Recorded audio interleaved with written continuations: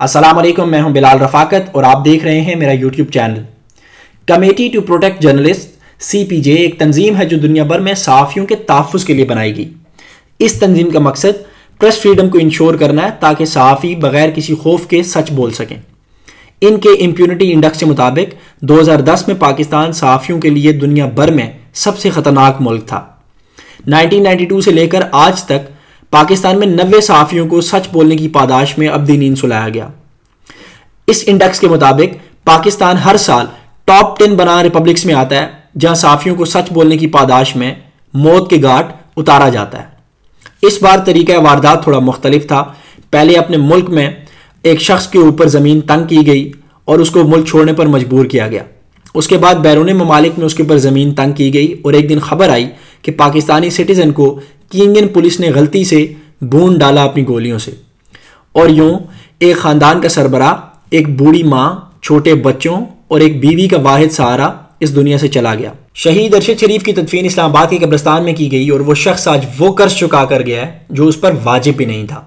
अपनी ज़िंदगी के 50 साल अपने मुल्क में गुजारने के बाद हमसे बड़े बना रिपब्लिक कीनिया में जाना और वहाँ कत्ल हो जाना, ये एक ऐसा मुअम्मा है जिसके बारे में सारी दुनिया का मीडिया बात कर रहा है। अरशद शरीफ की तदफीन के बाद ये हादसा माजी का हिस्सा बन चुका है और आने वाले 2-4 साल उनके नाम के प्रोग्राम्स मुनक्किद किए जाएंगे। 2-4 साल कॉन्फ्रेंसेस भी होंगी और फिर एक नया अरशद शरीफ हदफ पर होगा और ये सिलसिला यूं ही चलता रहेगा जैसे चलता आ रहा है। अरशद शरीफ PDM गवर्नमेंट की पॉलिसीज़ के खिलाफ बात करने वाले सबसे अहम सहाफ़ी थे और इस जुर्म की पादाश में उन्हें ARY न्यूज़ से अलग होना पड़ा। इसके अलावा एक डॉक्यूमेंट्री के ट्रेलर के अंदर उन्हें देखा जा सकता है जिसका नाम है बिहाइंड द क्लोज डोर्स, जिसके अंदर पाकिस्तान, कीनिया, तुर्की और अज़रबैजान के जर्नलिस्ट थर्ड वर्ल्ड कंट्रीज़ के हुक्मरानों की करप्शन के बारे में बात करते हुए नजर आ रहे हैं। और जिसके ट्रेलर के अंदर फ्रेडरिक बेस्टियार्ड की एक कोटेशन है जिसमें वो कहता है कि when plunder becomes a way of life, men create for themselves a legal system to authorize it and a moral code to glorifies it। और यही कुछ हुआ जब नैब के कानून को कुछ दिन पहले अमेंड किया गया जिसमें कहा गया कि 50 करोड़ से नीचे की करप्शन के ऊपर नैब का कोई सवाबदीद नहीं है, वो सवाल पूछने के इख्तियार नहीं रखते। दुनिया भर में इन्वेस्टिगेटिव जर्नलिज्म से मुंसलिक लोग मुख्तलिफ मिशंस के ऊपर मिलकर काम करते हैं। जैसे पैनामा पेपर्स के ऊपर international consortium of investigative journalist की टीम ने काम किया था। यूं हर लेवल के ऊपर मुख्तलिफ तंजीमें, मुख्तलिफ लोग मिलकर काम करते हैं और यही कहा जा रहा है कि अरशद शरीफ भी ऐसे ही किसी इन्वेस्टिगेशन के सिलसिले में डाटा इकट्ठा कर रहे थे। उनकी शहादत अपने पीछे बहुत सारे सवालात छोड़ गई है जिसके बारे में सारी दुनिया का मीडिया बात कर रहा है। इंटरनेशनल ह्यूमन राइट एक्टिविस्ट जो हैं वो बात कर रहे हैं और कीनियन अखबारात में जो जर्नलिस्ट हैं वो भी बात कर रहे हैं। पुलिस ने पहले ये कहानी गढ़ी कि जिस गाड़ी में वो सवार थे उसको रोकने पर जब ड्राइवर ने गाड़ी नहीं रोकी तो पुलिस ने फायर खोल लिए। तो दुनिया के किस कानून में लिखा है कि अगर किसी नाके के ऊपर गाड़ी ना रुके तो पुलिस को ये हक है कि वो अंधाधुंध फायरिंग शुरू कर दे उस गाड़ी के ऊपर। यही प्रैक्टिस है कि आप सबसे पहले टायर के ऊपर फायरिंग करें और फिर अगला एक्शन लें। फिर ये कहानी गढ़ी की कि एक बच्चे को अगवा किया गया और जिस गाड़ी में वो सफ़र कर रहे थे उस गाड़ी पर पुलिस को शक था। तो क्या किसी बच्चे की जान बचाने के लिए किसी गाड़ी पर 17 बुलेट्स फायर की जा सकती हैं? इसके बाद जिस गाड़ी में बच्चे को अगवा किया गया वो गाड़ी थी मर्सिडीज बेंज स्प्रिंटर। जिस गाड़ी में ये सफ़र कर रहे थे वो थी लैंड क्रूज़र। तो क्या कीनियन पुलिस हुकाम को दोनों गाड़ियों के फ़र्क का नहीं पता था? एक और जो इंटरेस्टिंग चीज़ है वो ये कि गाड़ी में उनके साथ 2 और लोग थे और नॉर्मली जब फायर किया जाता है तो ड्राइविंग साइड पे किया जाता है। 17 बुलेट्स फायर हुई और जितनी गोलियां भी किसी को लगी वो सारी अरशद शरीफ को लगी। जो इंसान पीछे बैठा था और जो ड्राइविंग सीट पे था उन दोनों को खराश तक नहीं आई। इसके अलावा जिस इलाके में वो थे वहाँ बहुत सी हट्स थी।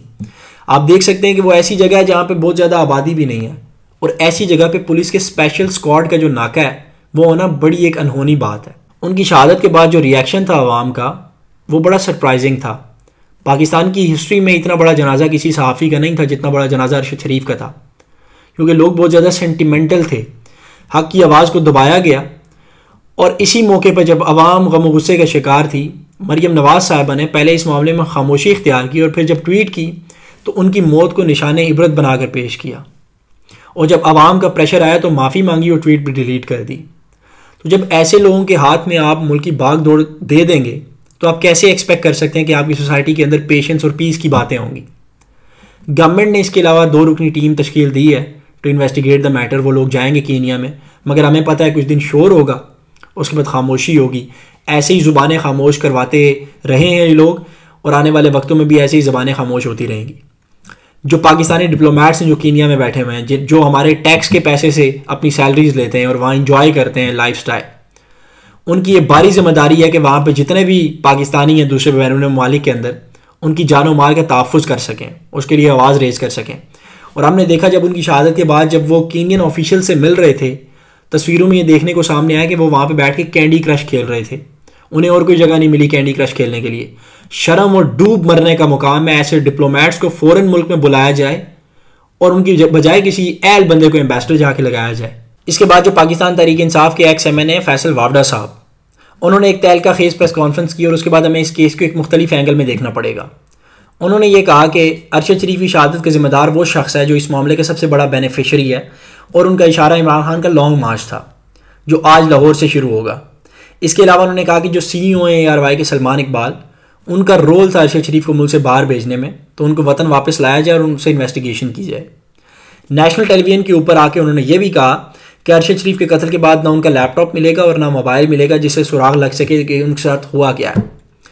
तो फैसल वावडा साहब ना किसी इदारे के हेड हैं और ना वो किसी गवर्नमेंट पोजीशन के ऊपर हैं, ना वो कीनियन पुलिस के साथ राब्ते में हैं जहाँ उन्हें ये छोटी छोटी बातों की खबरें मिल रही हैं। अथॉरिटीज़ ने यह कहा कि अरशद शरीफ को मुल्क के अंदर कोई ख़तरा नहीं था, जबकि उन्होंने खुद लेटर लिखा सुप्रीम कोर्ट की चीफ जस्टिस को और प्रेसिडेंट ऑफ पाकिस्तान को। उनके ऊपर 18 FIRs हुई और उन्होंने उस लेटर में लिखा कि मुझे थ्रेट्स दिए जा रहे हैं और मुझे अपनी जान का ख़तरा है, मुझे सिक्योरिटी प्रोवाइड की जाए। तो क्या ये लोग इतने अनइन्फॉर्म्ड हो सकते हैं, या अरशद शरीफ अपने शौक से वतन छोड़कर चले गए? इन सब बातों से यही पता चलता है कि फैसल वावडा के पास एक स्क्रिप्ट था जो उन्होंने नेशनल टेलीविजन पे आके पढ़ दिया।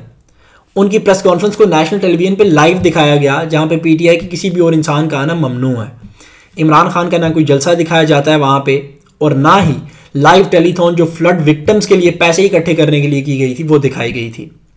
उसके बाद मियाँ साहब ने फ़ौरन इंडोर्स किया कि वावडा साहब बिल्कुल ठीक फरमा रहे हैं। उसके बाद राना सनाउल्लाह साहब ने कहा कि इस कत्ल की जिम्मेदारी इमरान खान के ऊपर है। तो ये एक अच्छा तरीका है कि जब आप किसी की पॉपुलैरिटी का मुकाबला ना कर सको तो उसके ऊपर कत्ल का मुकदमा बनाओ और उसे तख्ता-ए-दार पे लटका दो। और ये मुल्क में पहले नहीं हुआ, इससे पहले भी जो एक पॉपुलर लीडर था जुल्फ़िकार अली भुट्टो, सेम स्टोरी उनके साथ भी हुई थी जब अहमद रज़ा कसूरी के वालिद के कत्ल का मुकदमा दर्ज किया गया उनके खिलाफ, और जब जज ने भुट्टो को वहाँ से क्लियर किया तो उस जज को अपनी पोजीशन से हटा के मौलवी मुश्ताक को लाया गया जिनके भुट्टो के साथ कुछ क्लैशेस थे, और फिर दुनिया ने देखा कि भुट्टो तख्ता-ए-दार पे लटक गया। तो ऐन मुमकिन है कि मुल्क के अंदर दोबारा से सेम स्क्रिप्ट रिपीट हो कि तमाम पार्टीज़ को जैसे इकट्ठा किया गया था उस ज़माने में 9 पार्टीज़ को, आज 13 पार्टीज़ को। उसके बावजूद अगर वो नैरेटिव का मुकाबला ना कर पाएँ तो फिर उस पॉपुलर लीडर के ऊपर कत्ल का मुकदमा बनाओ और उसे तख्ता-ए-दार पे लटका दो। लोगों का रिएक्शन आएगा, कुछ दिन वो रोएंगे पीटेंगे, हर साल बरसी मनाएंगे, और यूं ऐसे ही इस मुल्क का निज़ाम चलता रहेगा, क्योंकि it is banana Republic of Pakistan. Pakistan हमेशा जिंदाबाद। अपने आसपास लोगों का ख्याल रखें, अपना ख्याल रखें। अगली वीडियो में फिर मुलाकात करेंगे। अल्लाह हाफ़िज़।